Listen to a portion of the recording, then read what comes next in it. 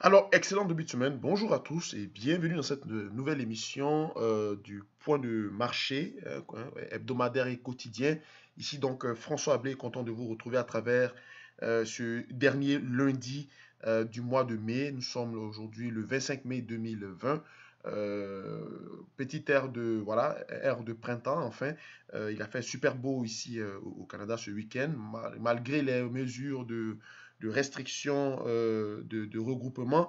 Vous savez qu'il y a toujours quelques personnes, et même pas quelques personnes, il y a une grande majorité de gens qui n'ont pas malheureusement respecté les règles de confinement. Et ils se sont dit, bon, il fait beau, la tension commence à baisser, donc c'est le moment de profiter de ce beau temps qui était super tentant, mais bon, la plupart des gens sont sortis faire des regroupements dehors à Toronto et ça suscite encore beaucoup de questions.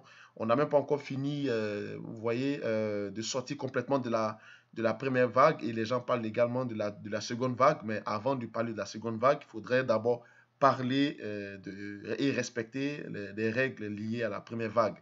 Et c'est dommage que ce comportement humain. Mais bon, l'humain est ce qu'il est. En tout cas, vous, pour ceux qui allez suivre cette vidéo, où vous êtes, rassurez-vous, sachez respecter les mesures, même s'il fait beau, même si c'est super tentant, respectez, s'il vous plaît, les mesures prises. D'accord? C'est très important parce que c'est d'utilité de la salubrité publique, hein, et aussi votre santé qui est en jeu. OK? Bon, assez de faire le moralisateur. Revenons maintenant au marché. Alors, ce lundi, aujourd'hui, donc, nous avons bien sûr pas mal de choses à voir sur les marchés, mais très rapidement, de façon succincte et de façon résumée, vous avez donc le dollar qui est en train, attendez, je vais enlever mon croissant, le dollar qui est en train de se, en fait, qui a rebondi, hein, parce que vous voyez que c'est ce mouvement qui a commencé ici, là, hein, d'ici jusqu'à ici. Il n'était pas là, même avant, on était simplement ici, hein, on était simplement ici, à ce niveau-là, et on a suivi tout ça. Mais vous avez vu que chaque niveau que nous avons tracé, le marché a bel et bien rebondi là-dessus. Donc ce n'est pas un hasard, d'accord? Ce sont des niveaux qui sont extrêmement bien précis. Vous voyez tous ces ranges qui sont là ici. Quand on regarde l'USD CAD, à la limite, on a envie de dire que c'est la copie conforme de le dollar ou bien vice-versa, hein. Vous voyez ici qu'on a une forte, hein, regardez bien, une forte accélération haussière, un range de sommet, consolidation intermédiaire, on se cherche. Regardez encore l'USD4, c'est pareil. On a eu une forte accélération haussière, consolidation à l'intérieur, donc on se cherche également, hein. Donc c'est la même configuration. Autrement dit, vous maîtrisez le dollar, vous maîtrisez un peu le pétrole, et puis l'USD4 est dans votre poche, hein. C'est pas compliqué. Donc, le dollar qui se renforce avec bien sûr l'actualité, j'allais dire politique au niveau, ou géopolitique au niveau de Hong Kong, parce que vous savez que Hong Kong, c'est un État indépendant, c'est comme un État avec deux systèmes, puisque c'est une ancienne colonie britannique, mais qui est sous tutelle de la Chine. Et l'administration Trump soutient le régime de Hong Kong, mais Pékin veut assujettir cette province-là, qui est très très riche, et lui donner des restrictions au niveau de sa liberté. Donc évidemment, ça occasionne des grèves, des manifestations bouleversantes et qui occasionnent des morts. Et ça menace également les intérêts de chaque pays à Hong Kong. D'accord? Donc Hong Kong veut une liberté, Hong Kong veut une liberté définitive, pas temporaire, parce que le régime de Hong Kong a négocié une semi-autonomie depuis 97. Nous sommes, et c'est une semi-autonomie qui va durer, je crois, 50 ans, où elle a demandé à prendre ses décisions elle-même, à gérer son pouvoir judiciaire, exécutif et économique elle-même. On a déjà fait quasiment donc 97 à 2020. Il reste encore 27 ans, donc on a déjà fait 23 ans, d'accord?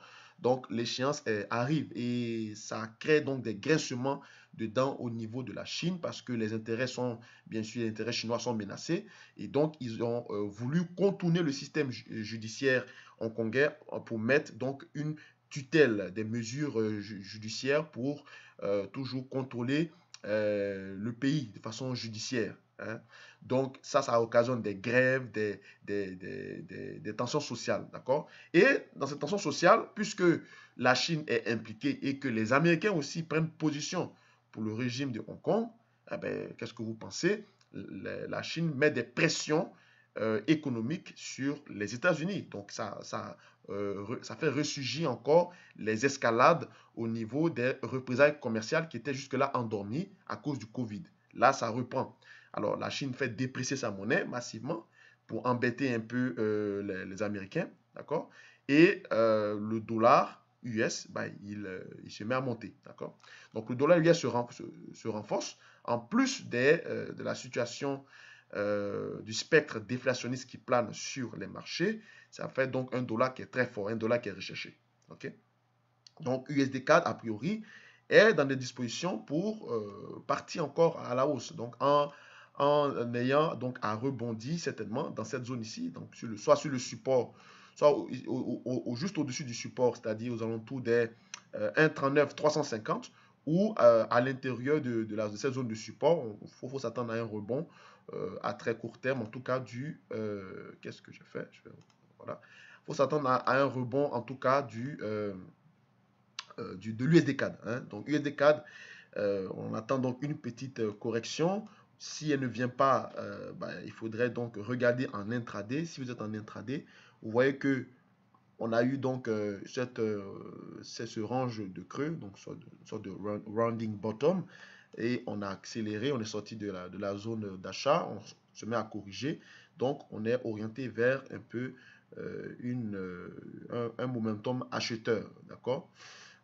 J'aurais certainement attendu d'avoir une correction vers jusqu'au 1,39 350, mais si le mouvement est déjà presque très fort, on peut avoir donc directement une accélération haussière, hein, donc au niveau du dollar. Voilà pourquoi c'est très intéressant d'étudier les COMDOLs, c'est-à-dire le dollar canadien et le pétrole, le dollar australien et l'or, ainsi que le dollar néo-zélandais, parce que ce sont des paires qui sont corrélées justement avec l'actualité, non seulement monétaire, et l'actualité aussi naturelle ou énergétique, et ainsi de suite, dépendamment du territoire qui en fait de sa matière première un épice, une, euh, une économie là-dessus, comme par exemple l'exportation de l'or qui est importante au niveau de l'Australie. Mais en Inde, l'Inde est l'un des premiers pays qui consomme beaucoup d'or. Donc, ils importent beaucoup d'or aussi, tout comme également la Chine. Vous comprenez? OK. Donc, c'est OK pour l'USDK. Donc, USDK, a priori, à très court terme, il est en posture acheteuse. Hein. Si vous êtes en intraday, voilà. Donc, intraday, on a eu bien sûr une accélération. On a touché la zone intermédiaire, donc de 1,40 300, consolidation. Donc, là, on est donc en posture de latéralisation, stabilisation, voire pour repartir vers le haut. D'accord? Donc, si vous êtes en intraday, cherchez à payer l'USD-CAD. OK? Au niveau de l'or, l'or, il a latéralisé bien sûr sur sa résistance. La résistance de 17,60, 17,50, donc on se stabilise ici. On a également un canal de latéralisation. Donc évidemment, chaque fois qu'on aura bien sûr un spectre d'incertitude au niveau de la Grande-Bretagne, hein, parce que vous savez que la bourse de Londres, le COMEX, là où est coté l'or, les métaux industriels comme le cuivre et tout ça, ils agissent, ils interviennent beaucoup sur l'or, d'accord? Donc à chaque période d'incertitude avec le Brexit, on peut avoir donc où on a des accélérations sur l'or, hein, donc des anticipations sur l'or, pas seulement à cause de l'inflation, mais on a aussi au niveau de la bourse de Londres des achats spéculatifs sur l'or. Donc on a eu bien sûr cette poussée acheteuse. Euh, on est sorti au-dessus de la résistance, on est en train de se stabiliser. On fait une forme on le voit bien ici, donc un canal étroit de latéralisation. Donc, alors, ce qu'il faut faire, c'est qu'il faut simplement attendre que le marché clôture ici, au-dessus de ce seuil-là, voilà, le seuil des 17,40. Donc, lorsqu'on a une clôture au-dessus du seuil de 17,40, on peut avoir donc une accélération haussière, certainement, pour aller viser les 17,60, 17,60, 70 hein, sur l'or. Mais actuellement, la prédominance de l'or est bien sûr une prédominance acheteuse parce que l'incertitude du Brexit pèse et puis également, lorsque les banques centrales interviennent, la plupart des acteurs du marché anticipent toujours d'avance que cette injection massive de la monnaie va pousser, disons, va amener les gens à consommer plus ou à maintenir leur seuil de consommation parce que en vertu de cette crise financière qui nous guette, on a bien sûr un repli de la consommation. Donc le but pour un gouvernement, c'est de maintenir toujours ce niveau de consommation en distribuant ou en injectant par des programmes, des stimulus, la monnaie. D'accord. Donc, partant de cette hypothèse, si cette hypothèse tient, ce qui veut dire que l'inflation devrait suivre parce que le fait qu'on consomme, qu'on dépense de l'argent, ça crée donc ça alimente la vélocité, ça crée une spirale inflationniste. Et cette spirale inflationniste est supposée, d'accord, faire monter l'or parce que bien sûr, l'or est utilisé pour se couvrir de l'inflation. Okay. À défaut des chiffres de l'Inde, puisque l'Inde aussi est fortement demandeur d'or, l'Inde pour l'instant est un peu malade, parce que ça fait partie des pays émergents. On n'a pas, lorsque le dollar se renforce, les pays émergents en général, ils en profitent moins. Hein, parce qu'ils sont tous en train ils consomment beaucoup du dollar. Donc, quand le dollar devient plus cher, c'est un peu difficile pour eux d'être demandeurs sur l'or. Hein, voilà pourquoi l'or donc corrige lorsque le dollar se renforce. Mais quand le dollar ne se renforce pas, on a aussi donc des mouvements spéculatifs à la hausse sur l'or. Donc pour l'instant, les chiffres de l'Inde sont quasiment, on va dire, mi-figue, mi-raisin, mitigés. La demande au niveau de l'inflation est contrôlée pour l'instant, d'accord? Elle n'est pas en voie d'accélération. Donc voilà pourquoi l'or se met à corriger. Et le meilleur moment pour chercher à payer l'or si vous êtes en intraday, c'est d'attendre la cassure, comme j'ai dit, des 17,40. Donc ici. Okay? Cassure de 17,40, on peut chercher à payer l'or pour aller viser les 17,60, 17,65. D'accord? Sur les précédents sommets ici. Vous comprenez? Au niveau du dollar néo-zélandais, dollar australien, c'est toujours la même chanson. On se stabilise également sur des plus hauts. On a la banque australienne qui euh, a fait la dernière fois un communiqué concernant son taux d'intérêt. Taux d'intérêt qui a été laissé à la même place, donc il n'y a pas eu vraiment de surprise. La balance commerciale au niveau de l'Australie est attendue à la hausse, hein, compte tenu de la reprise, on va dire, la légère reprise au niveau de la Chine, qui montre en fait des images de déconfinement, de reprise économique et tout ça, mais tout le monde est sceptique parce qu'on connaît bien sûr la Chine, c'est pas pour être méchant, mais ils ont tendance à manipuler les chiffres et à montrer toujours du faux. Voilà, ça fait partie de leur ADN, de leur personnalité. Donc, du coup, la Public Bank of China n'est pas vraiment une banque qui est prise au sérieux à cause de ça. Mais si c'est vrai, alors les pays qui sont exposés directement à l'Asie-Pacifique, donc la relation Asie-Pacifique, dollar australien, dollar néo-zélandais, la Chine, ce sont les premiers partenaires commerciaux de prime abord.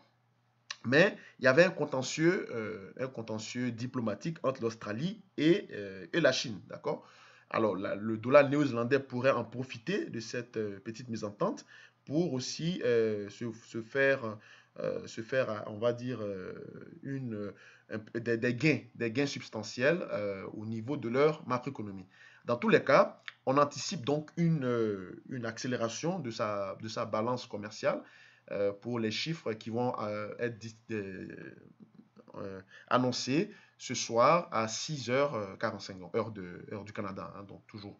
Alors, bien sûr, à ce niveau-là, en sortant les meilleurs chiffres au niveau du dollar néo-zélandais et puis un dollar qui tend à se stabiliser, d'accord, stabiliser vers les 99, 85, 100. On peut avoir donc un dollar néo-zélandais qui accélère à l'achat, hein, pour aller titiller les sommets, hein, le sommet des 0,64. Donc faudra bien surveiller, hein. Donc le signal, c'est donc à la cassure des 0,61 540. Hein, 0,61 540. Lorsqu'on a une cassure dessus à ce seuil, on peut donc aller chercher les sommets. Donc ici, ok. Mais là, voilà, 0, voilà. Je vais le mettre ici. Hein, donc vous voyez bien le mouvement, hein. Donc accélération, consolidation sur la résistance et on sort par le haut. Donc vous êtes habitué à ces mouvements de continuation. Je ne suis pas un expert en chartisme, mais je sais que ça, c'est des mouvements de continuation. Il me semble que ça s'appelle des drapeaux. Un drapeau fanion, quelque chose comme ça. Drapeau, en général, je pense que c'est ça.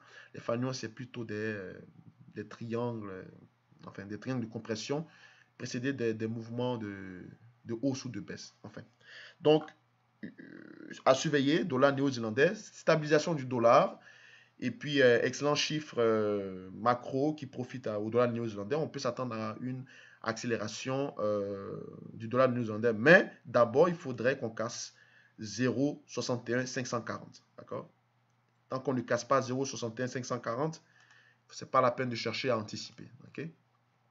Actuellement, a priori, les chiffres sont ouverts pour le dollar néo-zélandais. Il est pricé pour avoir de bons chiffres. Donc, les anticipations là-dessus, plus également le fait que le dollar se stabilise à très court terme, ça peut pousser donc le dollar néo-zélandais déjà les anticipations peuvent le pousser à accélérer. D'accord?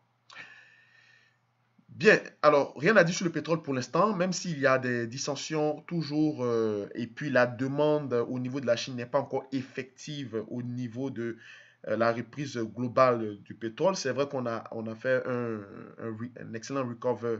On a quitté quasiment de sous terre pour repartir vers de nouveaux cieux. On est au-dessus des 28 et 25. Le pétrole cote à 33,50. Donc, on peut être dans un range. Le dernier seuil qui est ici, en fait de remplir ce gap qui s'est fait ici. Hein, ce gap ici. Attendez, je vais mieux l'illustrer. Donc, une fois qu'on remplit ce gap, on peut dire que the oil is back. Pour dire que le oil is back, il faudrait qu'on remplisse ce gap. OK? Pour l'instant, ce n'est pas le cas. Donc, les informations au niveau le AIE ne sont pas très convaincantes. La Russie et l'Arabie Saoudite ainsi que les États-Unis ne sont pas totalement d'accord. Il y a toujours des dissensions. Le prix pourrait rechuter à n'importe quel moment parce que les quotas n'ont pas été respectés. Aussi, la demande effective au niveau du pétrole n'est pas encore aussi garantie au niveau de la Chine parce que la Chine est le grenier du monde. Toutes les industries, malheureusement, c'est un constat, toutes les industries, les usines de transformation et de production se trouvent en Chine. Donc, le pétrole, la demande du pétrole de la Chine compte beaucoup. Et étant donné le scepticisme de ces pays-là, et puis aussi du fait que beaucoup boycottent le règne de la Chine qui approche à grand V, et qui veut à coûte que coûte assujettir certaines nations, ça fait que la demande du pétrole n'est pas aussi... on ne sent pas une vraie reprise, d'accord? On sent une récupération, mais on ne sent pas une vraie reprise. Donc, on peut rechuter à n'importe quel moment. Dans tous les cas, c'est lorsqu'on serait passé au-dessus des 40 dollars le baril, qu'on pourrait donc parler vraiment de reprise. Et pour l'instant, tant qu'on ne passe pas au-dessus de ce gap, hein, ce gap ici qui était un gap assez sévère, on ne peut pas parler de reprise au niveau du pétrole. D'accord? Donc, pour l'instant, situation de mi-fin, mi-raisin. Merci encore d'avoir suivi ce point de marché complet et global. On se retrouve vendredi pour le débriefing. Allez, passez une bonne semaine. À plus tard.